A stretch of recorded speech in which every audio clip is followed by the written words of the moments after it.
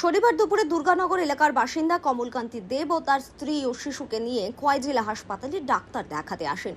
হাসপাতালের জরুরি বিভাগে প্রথমে শিশুর নাম নথিভুক্ত করানো হয়, এরপর স্ত্রীর নাম নথিভুক্ত করতে গেলে হাসপাতালে কর্মরত স্বাস্থ্যকর্মী সমরেশ দেববর্মা কমলকান্তি দেবকে পরিষ্কারভাবে জানিয়ে দেয় তার স্ত্রীকে এই জরুরি বিভাগে ডাক্তার দেখানো যাবে না। কমলকান্তি দেব এর বক্তব্য, আউটডোরে যে সমস্ত ডাক্তারবাবু রয়েছেন তারা সকলেই পুরুষ, কিন্তু জরুরি বিভাগে মহিলা চিকিৎসক রোগী দেখছেন। কমলকান্তি দেবের স্ত্রী তার সমস্যাগুলো খুলে বলতে পারবেন সেই মহিলা চিকিৎসককে।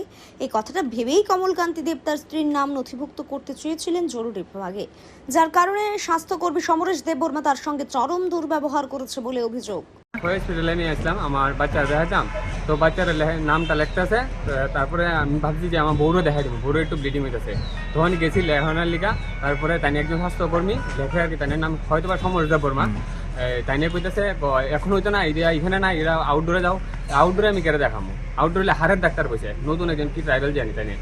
আমি এখানে ম্যাডাম আছে, যেহেতু একজন মহিলার কথাটা কইতে পারবো ভালোভাবে, তাই লিখে আমি এই কারণে আমি যাইতে পারছি না। তো অনেক স্যার আছে, অমূল্য দেববর্মা আছে, এই আমরা দেবাই শাহ, তাই না দেখাতে পারতাম আমি। বাচ্চার বয়স কত? বাচ্চার বয়স আছে 50 দিন। মানে মিসবিহেভিয়ার করছে না? খুব মানে খুব বলতে খুব খারাপ ব্যবহার।